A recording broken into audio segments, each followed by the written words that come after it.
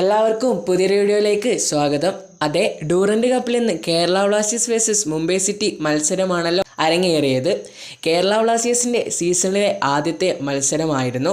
അതെ, മുംബൈ സിറ്റി തങ്ങളുടെ റിസർവ് ടീമിനെയാണ് കളത്തിലിറക്കിയത്. പക്ഷേ കേരള ബ്ലാസ്റ്റേഴ്സ് തങ്ങളുടെ റിയൽ സ്ക്വാഡിനെ അഥവാ മെയിൻ സ്ക്വാഡിനെയാണ് കളത്തിലിറക്കിയത്. എതിരില്ലാത്ത 8 ഗോളിനാണ് കേരള ബ്ലാസ്റ്റേഴ്സ് മുംബൈ സിറ്റിയെ പരാജയപ്പെടുത്തിയത്. ഡ്യൂറന്റ് കപ്പിലെ ആദ്യ വിജയം തന്നെ മികച്ചതാക്കി തീർത്തിരിക്കുന്നു കേരള ബ്ലാസ്റ്റേഴ്സ്. വളരെ മികച്ച രീതിയിലുള്ള പ്രകടനമാണ് കേരള ബ്ലാസ്റ്റേഴ്സിൻ്റെ താരങ്ങൾ കാഴ്ചവെച്ചത്. കേരള ബ്ലാസ്റ്റേഴ്സിന് വേണ്ടി ഗോളുകൾ നേടിയത് ഇഷാൻ പണ്ഡിത, അതുപോലെ തന്നെ കോമി പെബ്ര ആൻഡ് നോആ സദോയി. ഒന്നാം പകുതിയിൽ തന്നെ കേരള ബ്ലാസ്റ്റേഴ്സ് 3 ഗോളുകൾ അടിച്ചുകൂട്ടി.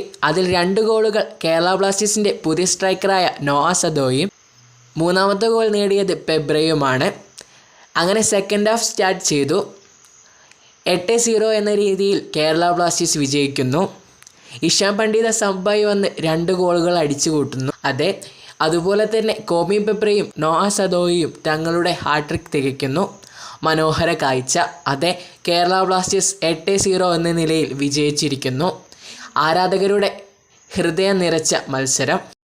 അരങ്ങേറ്റ മത്സരത്തിൽ ഇറങ്ങുമ്പോൾ ഓരോ കേരള ബ്ലാസ്റ്റേഴ്സ് കളിക്കാരുടെയും കയ്യിൽ ഒരു ഹാൻഡ് ബാൻഡ് ഉണ്ടായിരുന്നു. അതെ, ഒരു ബ്ലാക്ക് കളർ ഹാൻഡ് ബാൻഡ്. വയനാട്ടിലെ ദുരിതർക്ക് വേണ്ടി ഒരു സ്മരണ നൽകുന്ന രീതിയിലാണ് കേരള ബ്ലാസ്റ്റേഴ്സ് ഇന്നത്തെ മത്സരത്തിൽ ബ്ലാക്ക് കളർ ഹാൻഡ് ബാൻഡ് ധരിച്ചത്. വളരെ വേദന നിറഞ്ഞ നിമിഷമാണ് കേരളക്കാർക്കും അതുപോലെ ലോകമെമ്പാടുമുള്ള ജനങ്ങൾക്കും. അതെ, കേരളത്തിലെ ഒരു ജില്ലയായ വയനാട്ടിലാണ് ഇതുപോലൊരു ദുരന്തം നടന്നിരിക്കുന്നത്. നിരവധി ജീവനുകൾ പൊലിഞ്ഞു, നിരവധി ജീവനുകൾ ഇപ്പോഴും മണ്ണിനടിയിൽ. അതുകൊണ്ട് തന്നെ കേരള ബ്ലാസ്റ്റേഴ്സ് എന്ന മത്സരത്തിലിറങ്ങുമ്പോൾ ഹാൻഡ് ബാൻഡ് ധരിച്ചാണ് ഇറങ്ങിയത്.